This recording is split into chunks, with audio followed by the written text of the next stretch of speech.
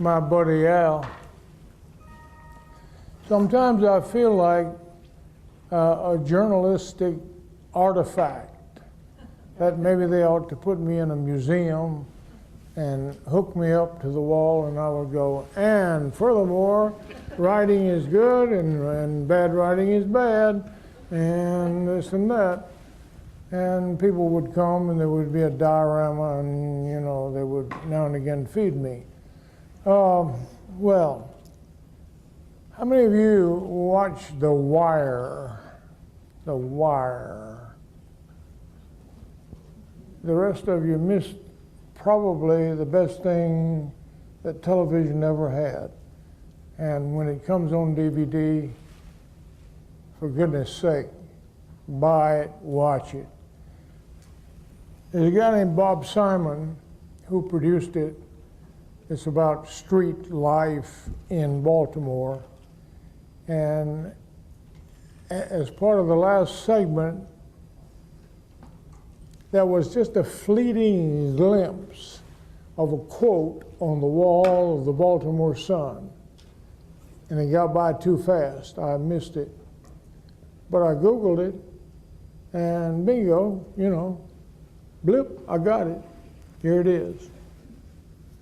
On the wall of the Baltimore Sun, a quote from H.L. Mencken, who worked for the Baltimore Sun in the 20s, and sort of a curmudgeon. Here's what he said on the wall of the Baltimore Sun.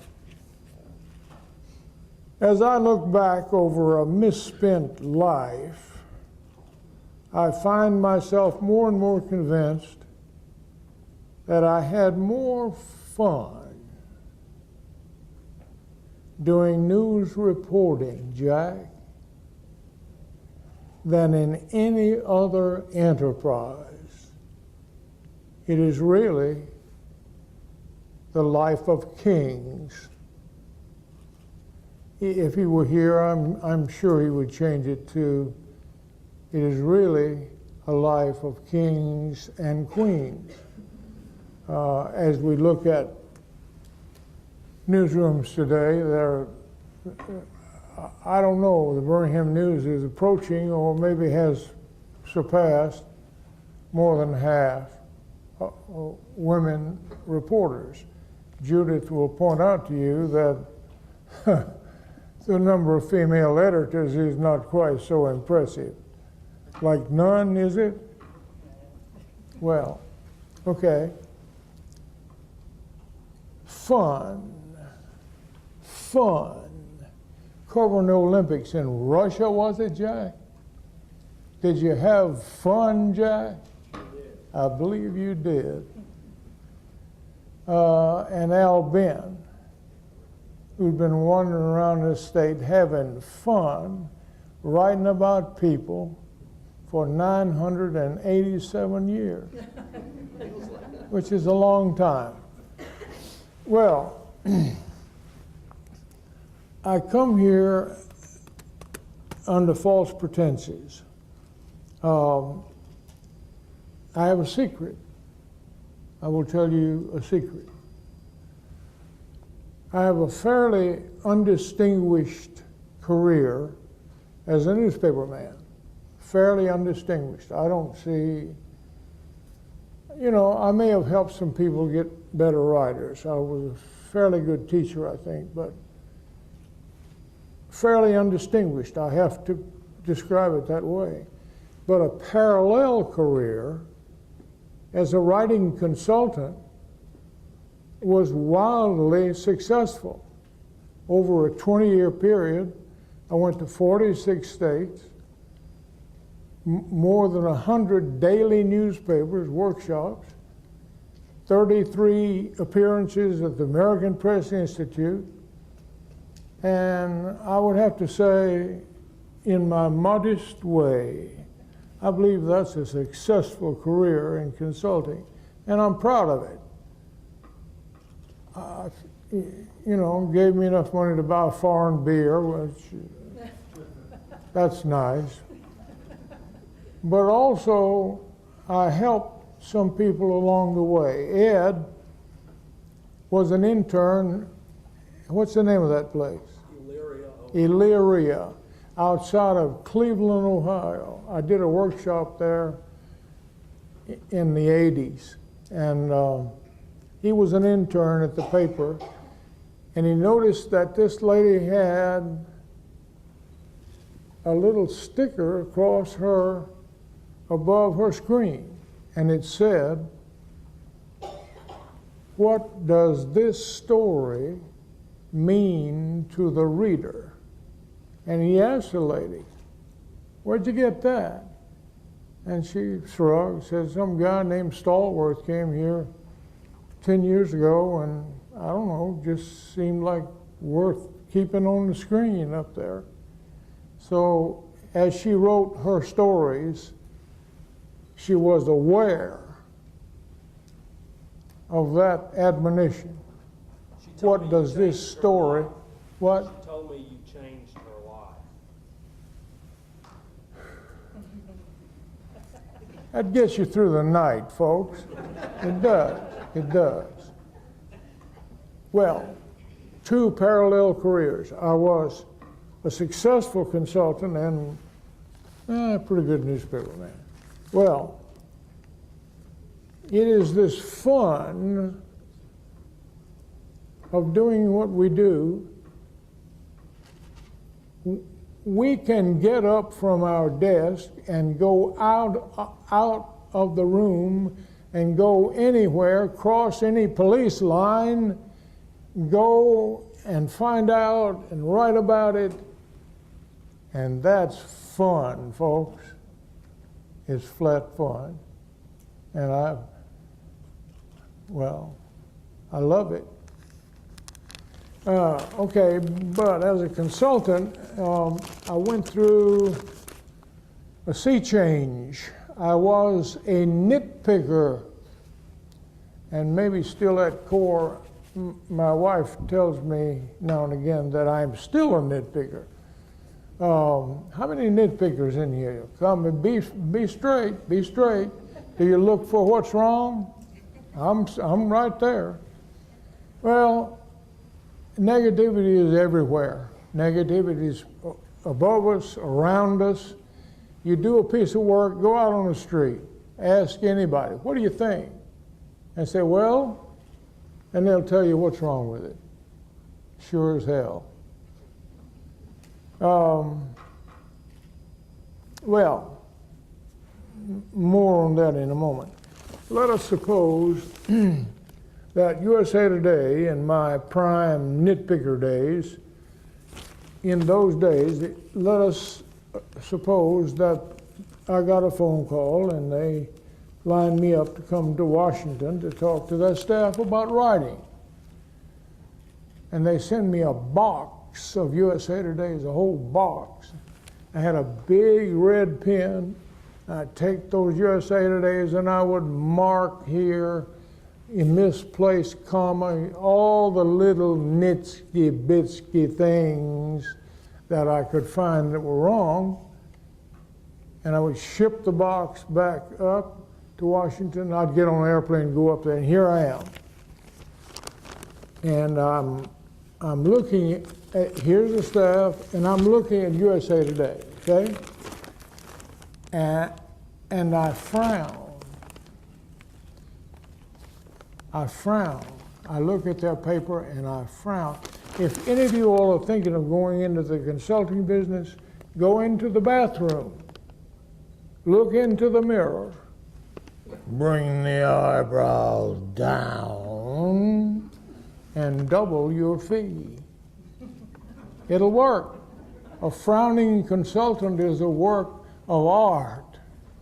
Well, this is what I would do in Washington if they had asked me.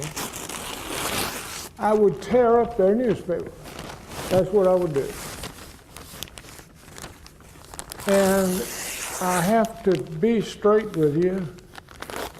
I believe that I was and probably am the best newspaper tear-upper in these United States of America. I mean, I'm good at it. I was good at it, tearing up newspapers. There may be some, but they're not in my league. So this is what I would do. I would tear up their newspapers, and then, and as I'm doing this, I'm looking out at the staff and nobody is smiling. What's wrong with these people? I did a lot of work. Up 3 o'clock in the morning with my red pen marking on the paper. And they don't appreciate it. What kind of people do they have here at USA Today? And then, somewhere along, I had an epiphany, and I changed.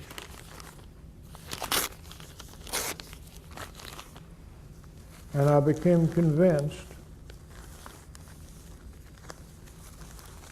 that it was better to put together than to tear apart. That's revolutionary. Hold on to your seats. Nobody looks for the good stuff. Well, I can put this paper back together again. I can do that. I have prestidigitorial power. And it's based in physics with those segments 7.8, 9.2. And chemistry, I got to hook the molecules back together. But it won't work without a psychic element. It won't work unless I have one person in here who believes I can put this newspaper back together. Is there a true believer in the house? I see this lady, I'm getting good vibes from you, and I appreciate it. Oh yeah, she may not admit it, but she believes. I can tell, and I thank you for that. So let us see if I can, in truth, put USA Today back together again. I hope I can. After all this talk, there's been rather a good deal of talk. And I'm not sure that I can do it either. But we'll try. Yeah, I can do it. I believe I can. Because she believes. Thank you. Well, let's see. Here we go.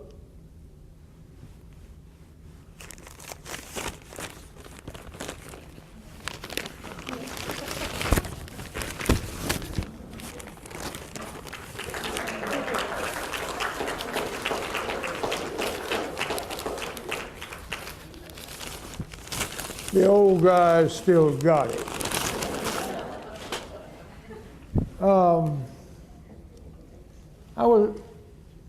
I was talking with a friend of mine, Stuart X. Stevenson Jr.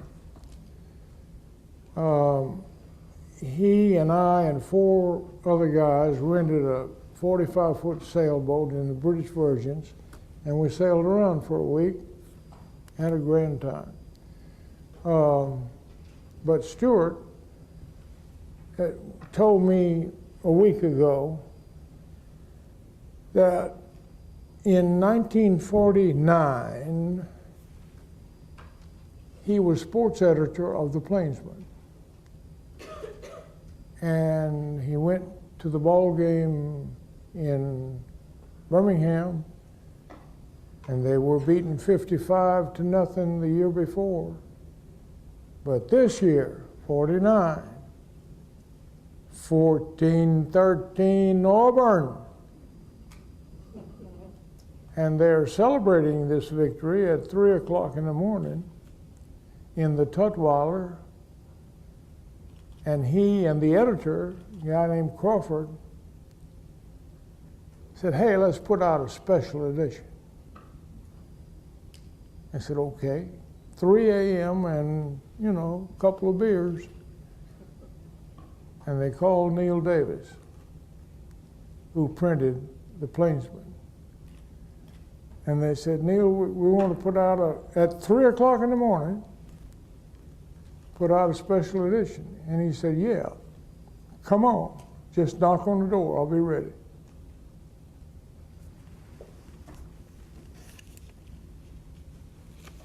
I find myself convinced that I had more fun doing news reporting than in any other enterprise. Neil Davis was a newspaperman, and he had a lot of fun, and the other member of that team was Henrietta, and in the midst of a depression, a hard depression, they founded a newspaper in Auburn and made it go. Ha! That's courage. That's stepping out there like Columbus, and he looks at a map and it says, beyond this line there be dragons. Courage. One of the things that I want to talk about is the difference between recklessness and courage. And I'm going to ask you all to consider, and I'm going to ask you the question at the end, and you tell me the difference between recklessness and courage. Well, I want to honor Neil Davis as a newspaperman. I want to tell you all what the newspaper business was like in 48, 49, in the 50s and the 60s. I want to tell you, I want to talk a little bit about how things are now, and we're in a hell of a shape. Everything is going down. Profits, circulation, classified, you name it, going down. And what do you do about the internet?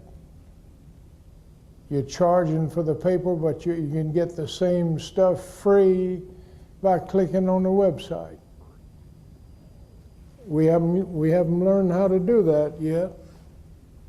The interplay between newspaper and internet is still to be worked out, and it may not be worked out. The New York Times tried to charge, didn't work.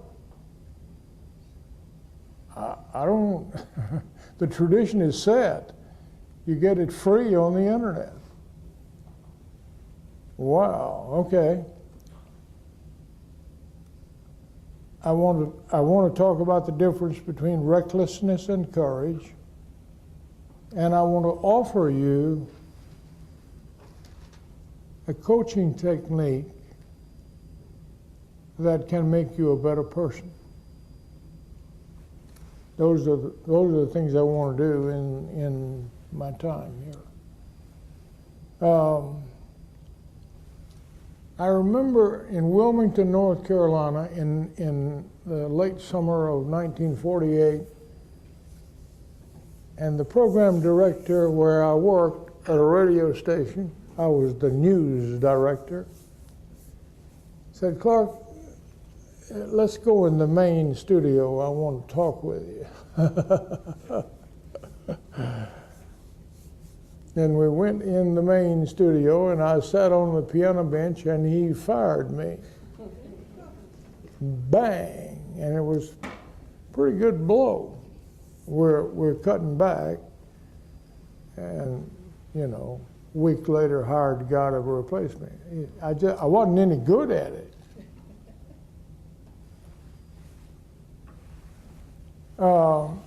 So I went down that afternoon to the Wilmington Morning Star, and I sat across from the managing editor in circle desk, and he wrote on a piece of paper, 55. I said, I'll take it. I'll start tomorrow. And I left the radio station and entered the newspaper business where I belonged anyway. Wilmington Morning Star. There was a polio epidemic in America. North Carolina was worst hit state. Wilmington was the worst hit place. And we were writing stories every day. More polio cases reported, big deal. It was a big deal. And the advertisers at Riceville Beach sent word that all this polio stuff was hurting business, and the publisher sent down a note, no more stories about polio, thank you. And I said, well, time to go. But before I went, a boat came in Southport from Latvia, 25-foot sailboat.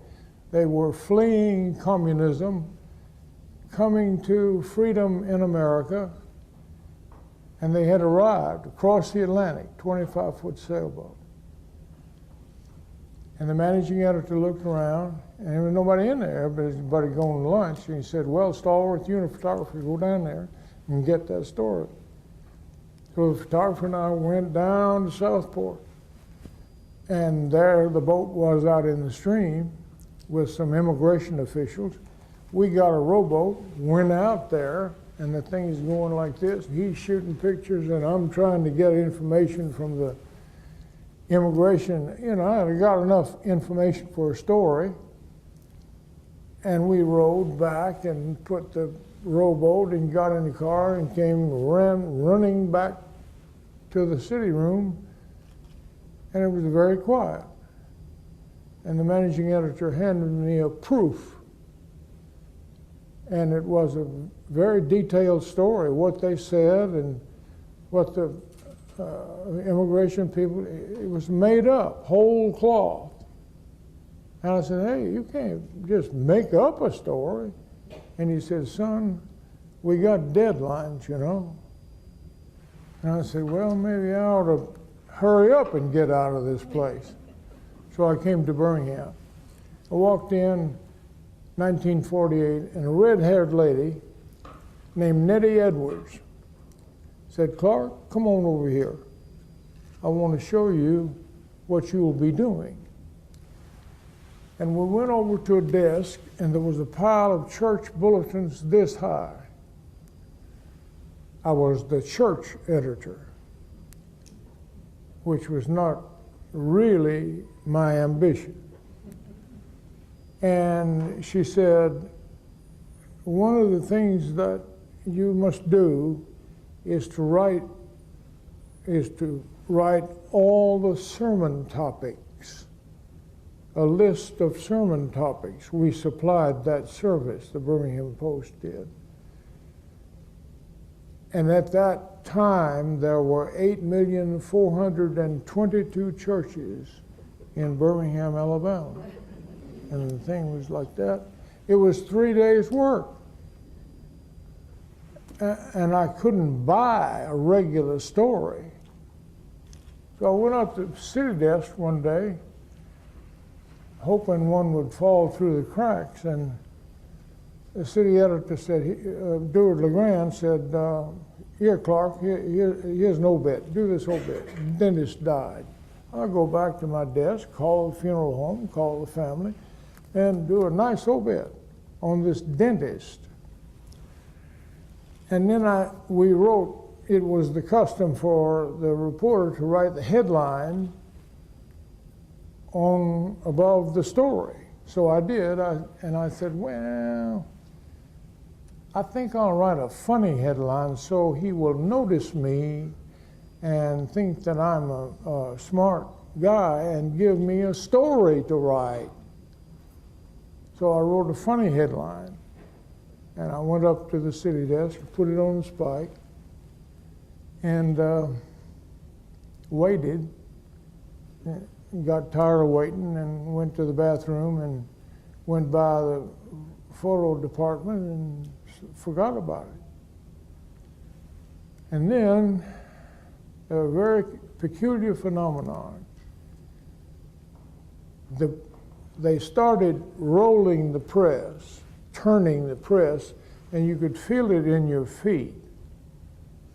Rum, rum, rum, rum, rum. Rum, rum, rum, rum. Rum, rum, rum, rum, rum, rum, rum. They're getting ready to roll. And I said, I better check on that headline.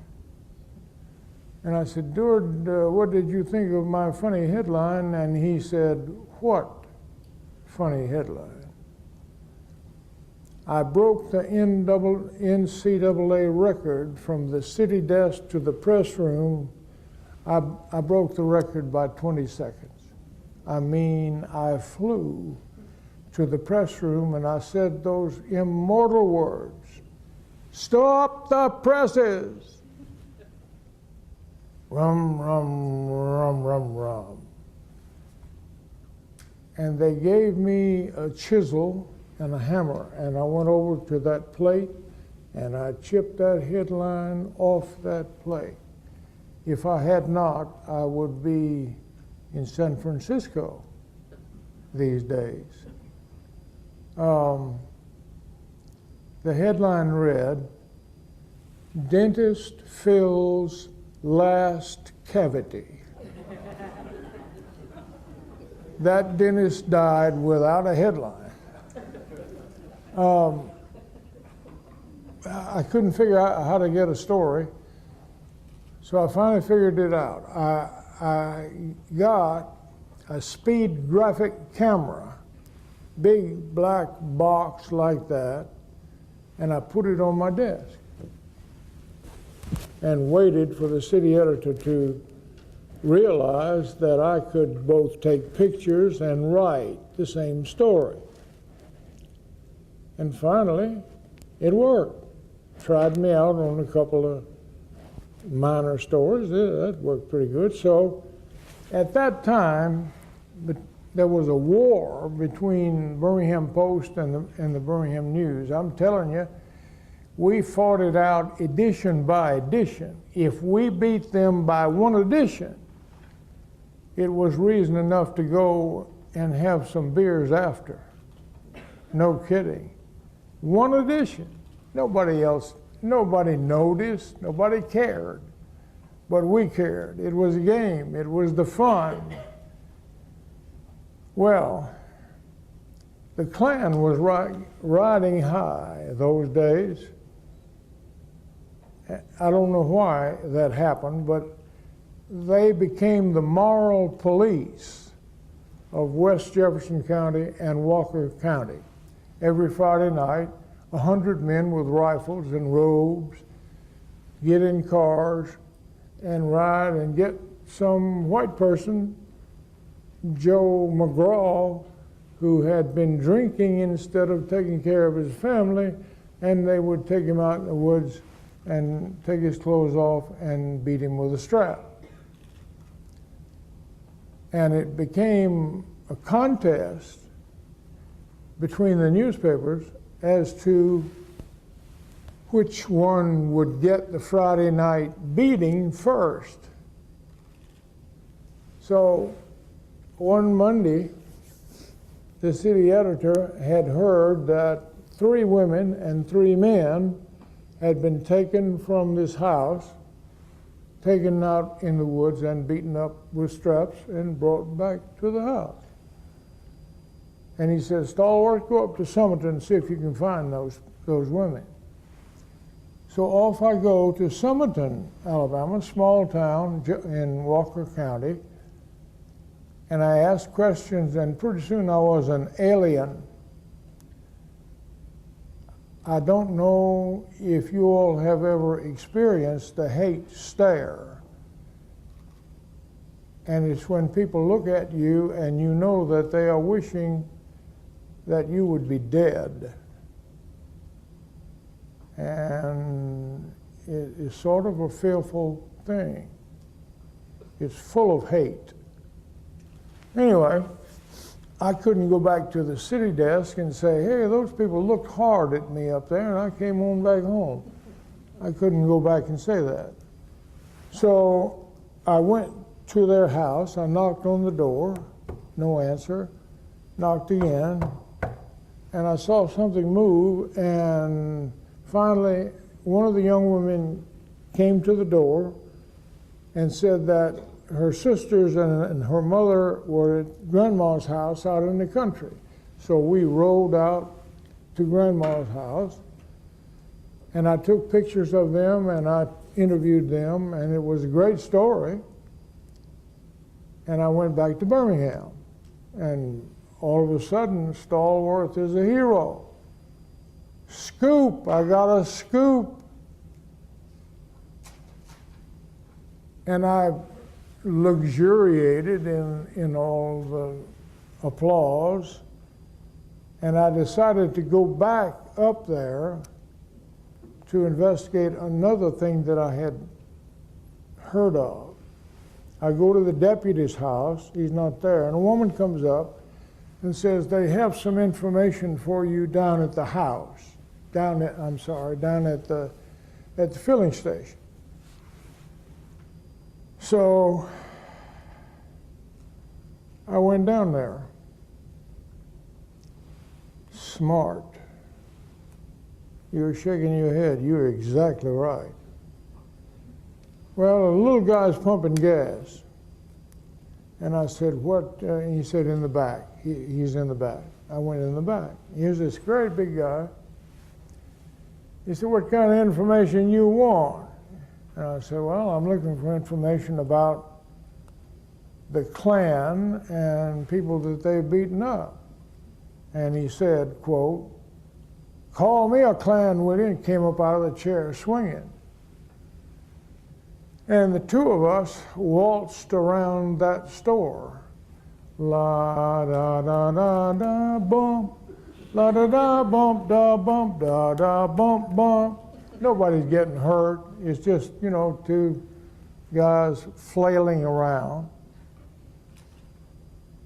And then he grabbed me in a bear hug like this, and I saw the little guy coming down the aisle with a wrench in his hand.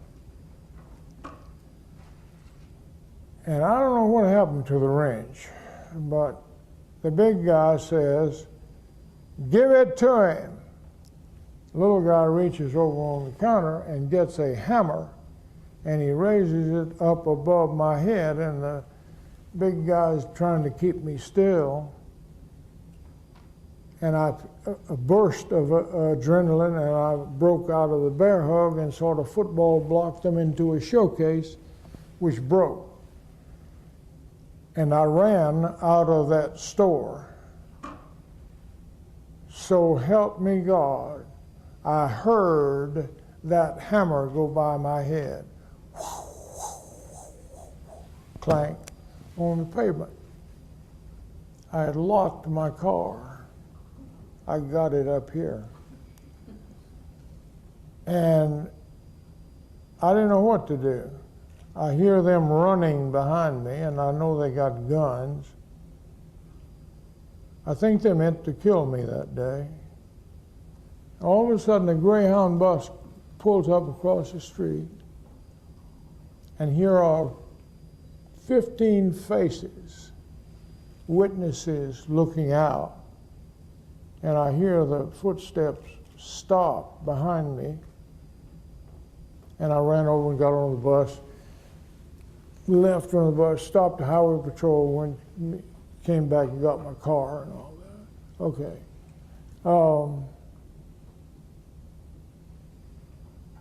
2 weeks later, George Cook and I decided to go to a Klan meeting in Warrior, which is in Jefferson County.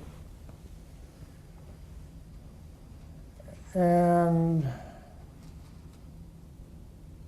well, we went to the Klan meeting in Warrior, and it's in the middle of town, and there's a highway patrolman directing traffic.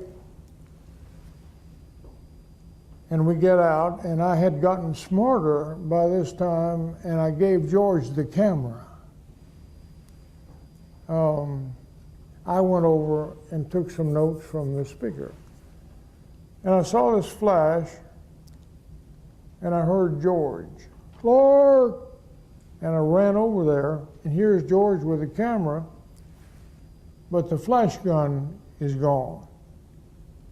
He had positioned himself right next to the highway patrolman. 3 Klansmen are coming across the road, and he shoots a picture of them. One of them comes over and grabs the flash gun, tears it loose, and smashes it on the pavement. The highway patrolman said he didn't see anything like that.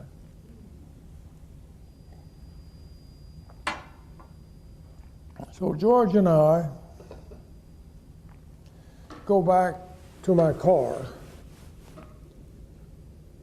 and we're sort of leaning against the hood of my car when a circle of white figures forms around like this.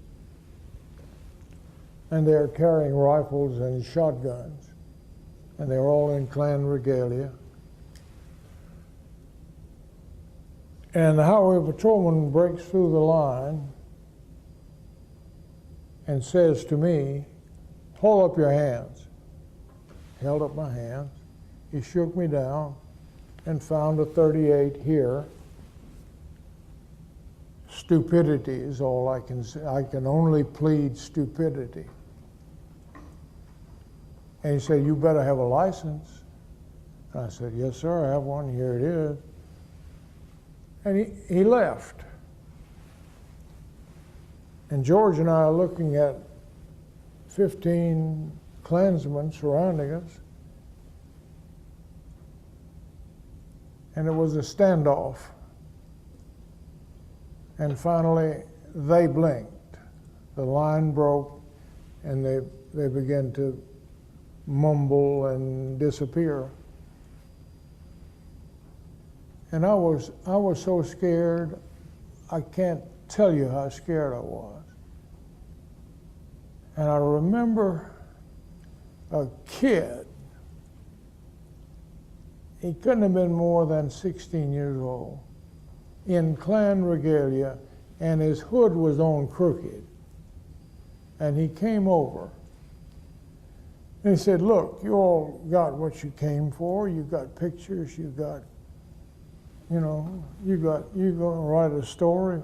Why don't you leave now? They're over yonder talking about what they're going to do, and please leave now before anything happens." And George and I decided that might be the better part of valor, and we got in our car and left.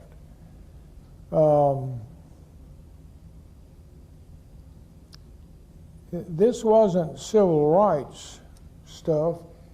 It was the Klan, and the Birmingham News and the Birmingham Post beat the Klan. We made them take their hoods off. Jim Folsom pushed the thing through the legislature and said, "You can't wear hoods." And we did it. Our 2 newspapers, we took the hoods off, and I'm proud of that. And it meant that they were no longer secret. Well,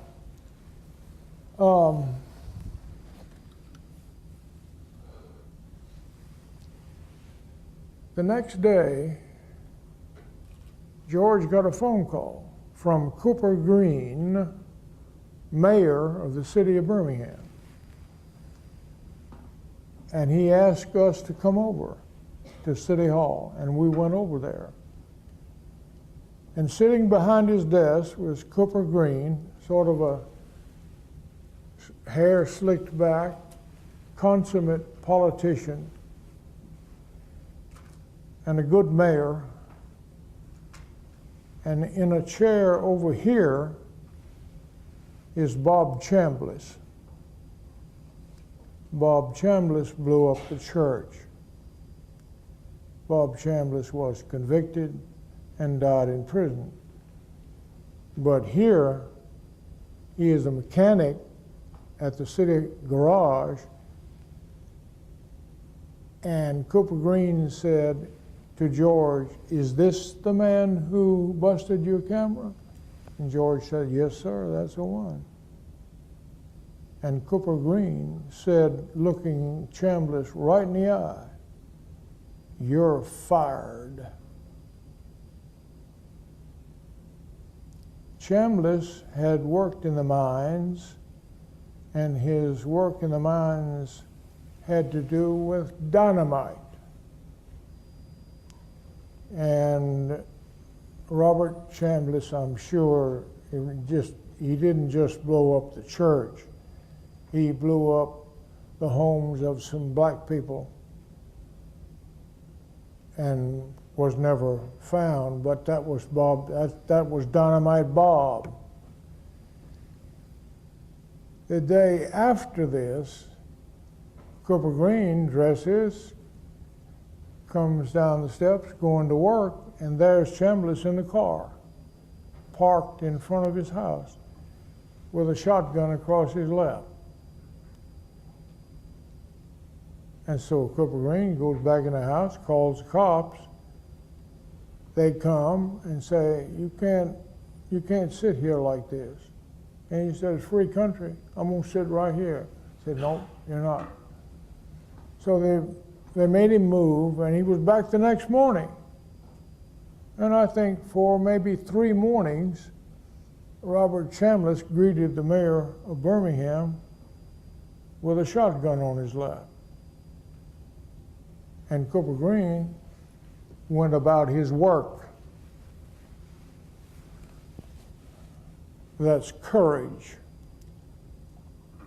And for Cooper Green to look out of his window at night and see the dark and know that Robert Chambliss, Dynamite Bob, might be out there, that's courage.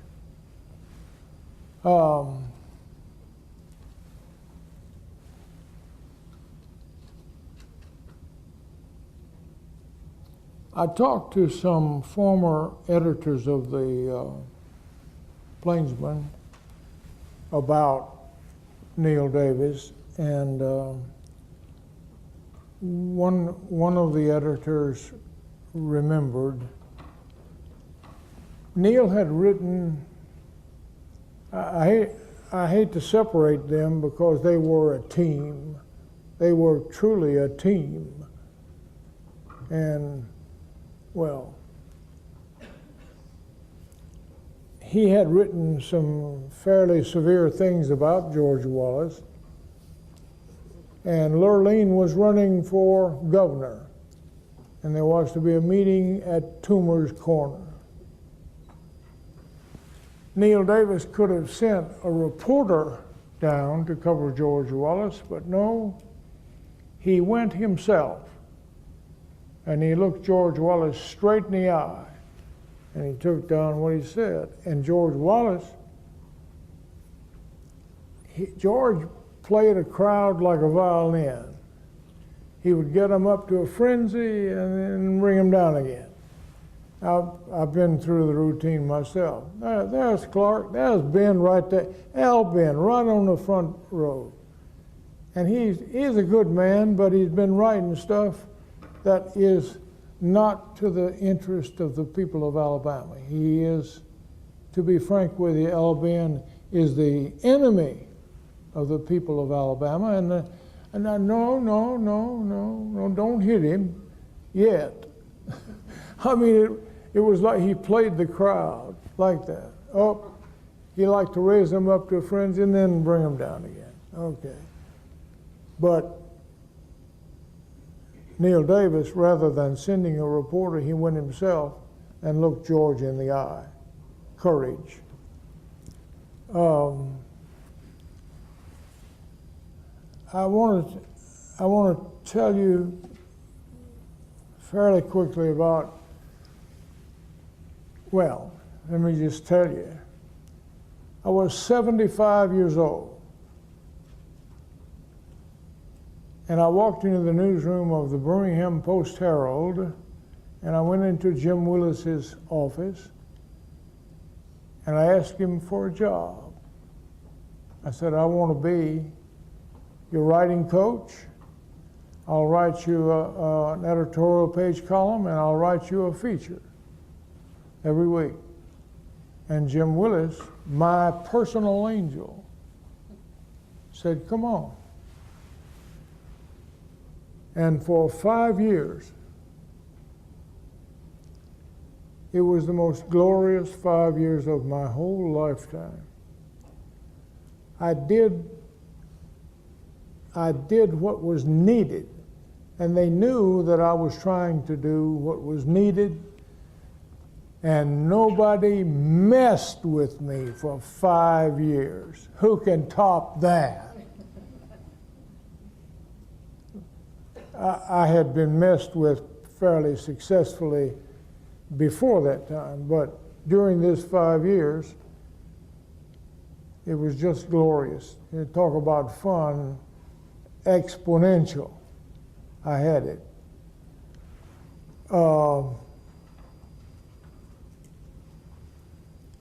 War coverage. It was a time, neither paper had much war coverage, and I discovered Mary Smothers on the internet, young woman from Talladega, riding in a Humvee on the front lines, and she can write like a dream. And I got her to write columns from Iraq, and we beat the Birmingham News about the head and shoulders, and it was grand fun. We had somebody, a young woman in a Humvee, writing about the war. We beat them 8 ways to Sunday. Well, it's that time.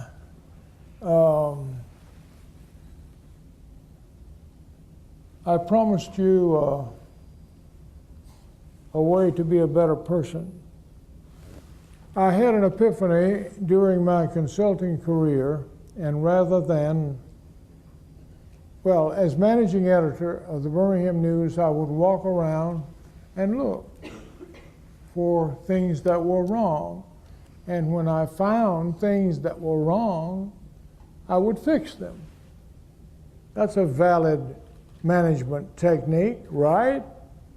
Wrong. That ain't it, folks. It ain't it. And I learned much too late. I wish I had known. Well,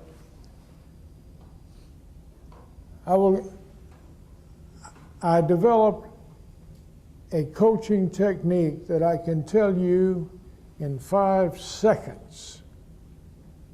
5 seconds.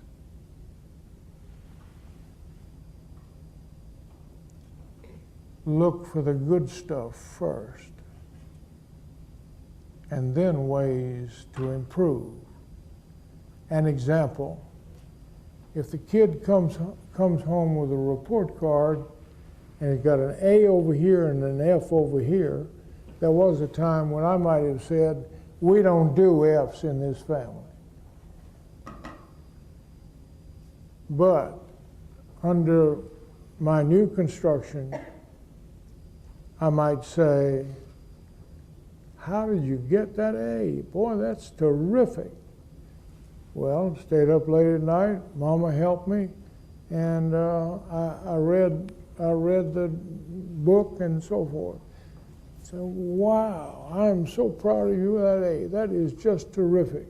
I wonder if you could use that technique to bring that F up. Once you talk about the good stuff, the person opens up and is ready to receive suggestion as to improvement. This technique will work in institutions. It will work at Auburn University. It will work in families. It will work in corporations. It will work. It's hard to do. Looking for the good stuff is difficult. I find it difficult. Well, anyway, look for the good stuff first, and then talk about ways to improve. Recklessness and courage. I've talked about both of them. Now you tell me,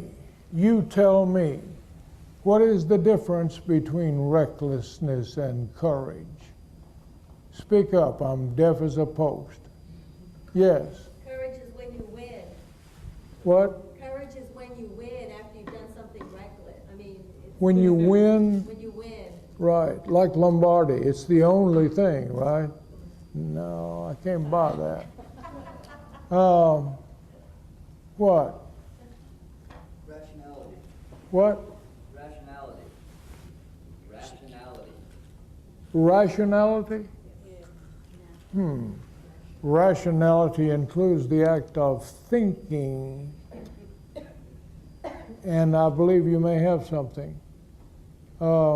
And conviction, you know, Neil Davis knew what was going to happen when he went down to Toomer's Corner.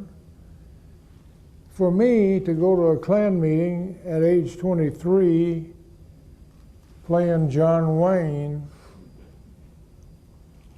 that's recklessness, and I'm almost ashamed of having risked my life in such a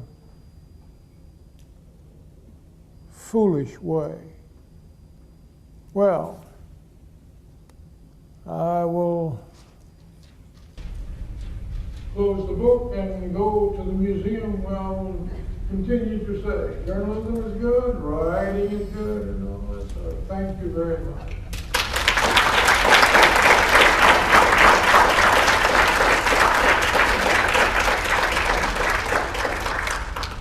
He can spin a story. I believe Mr. Stallworth can take a question or two if someone has anything to ask him. Wait just a moment. Let me get the high-powered material here.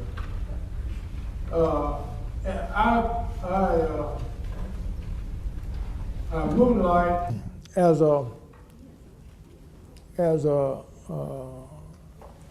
rescue person in the French Alps, and I have my little thing here, and I go and look in avalanches and everything, and when I find people, I can offer them a bit of brandy. But I can hear with this contraption. Question. Don't stop now that I'm all geared up.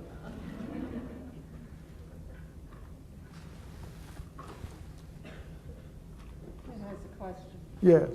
Well, what kind of advice can you give some of the students who are about to graduate and go out into the business? Say again.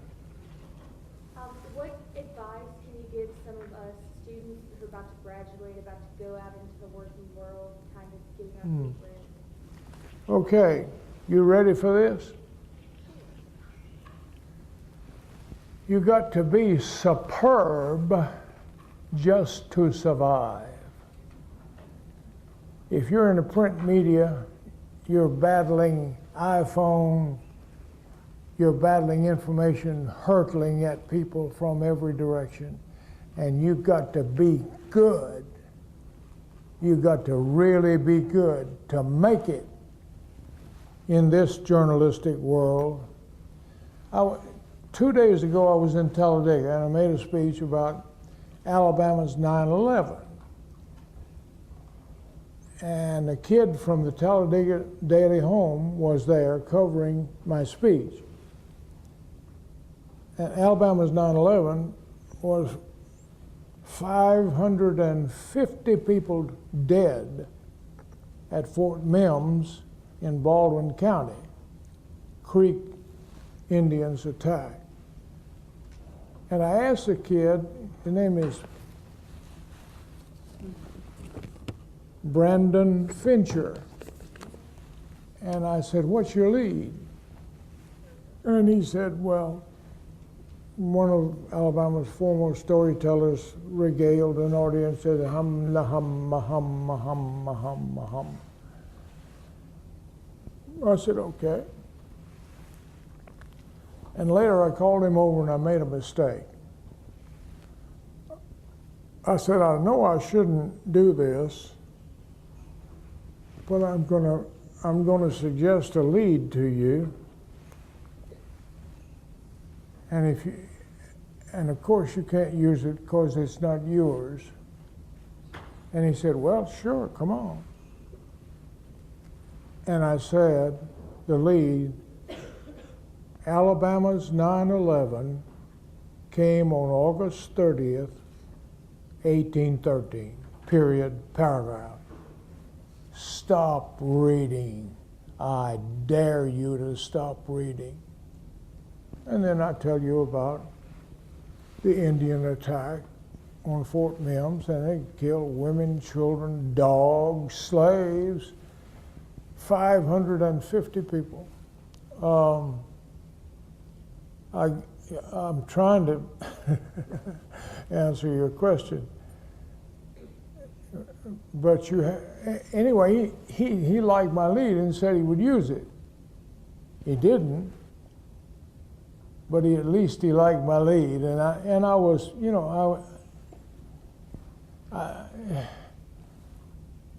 but for a moment there, I thought I had written the lead on my own story.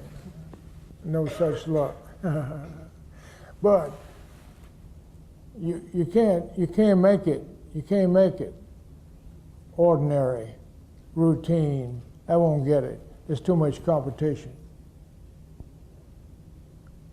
I mean, you got to be number one. You got to be a winner to make it these days. Okay.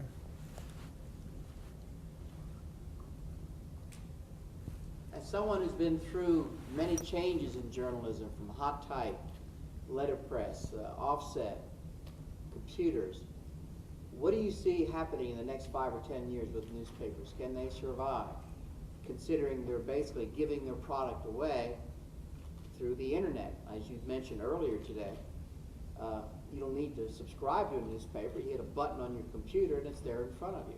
What do newspapers have to do to survive over the next 10, 20 years? Well, I think they must find an arrangement with the internet that works. They have not found it yet, and I have no idea what the arrangement will finally be, but it's not to the newspaper's advantage now. The New York Times tried to charge for it, didn't work, and they quit. Wall Street charges, and who cares? I don't know. I have no idea what. I do know that they must find some arrangement with the internet, and it's complementary. Here's a little short story. See the full speech on the website. And back and forth. You can do the website to see story on the newspaper, back and forth. They complement each other, ideally. But how, I don't know. I have no idea. Yes? Which story that you covered did you have the most fun? Which story? When did I have the most fun?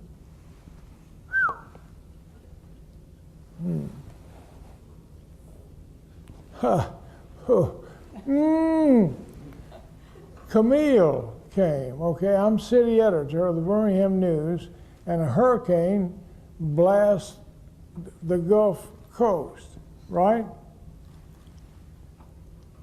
And what I want and what I need is color pictures of that hurricane in the next day's paper. So I called up Reed Doster. Reed Doster was head of the Alabama Air National Guard. He arranged the training for the Bay of Pigs.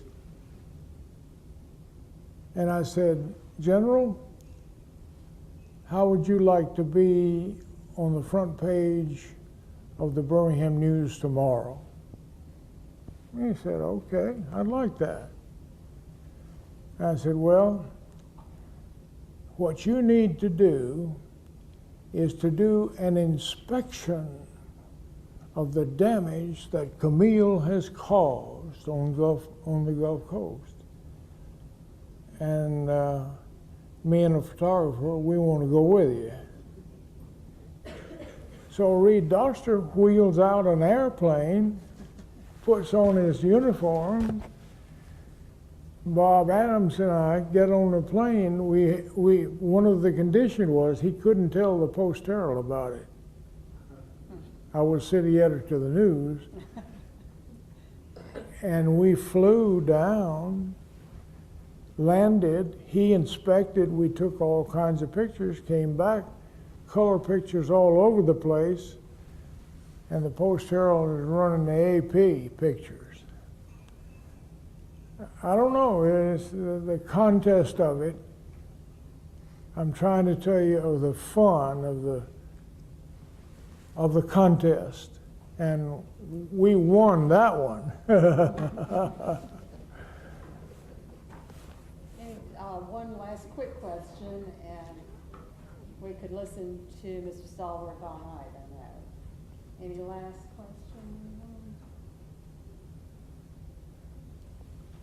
Please help me thank Mr. Stallworth.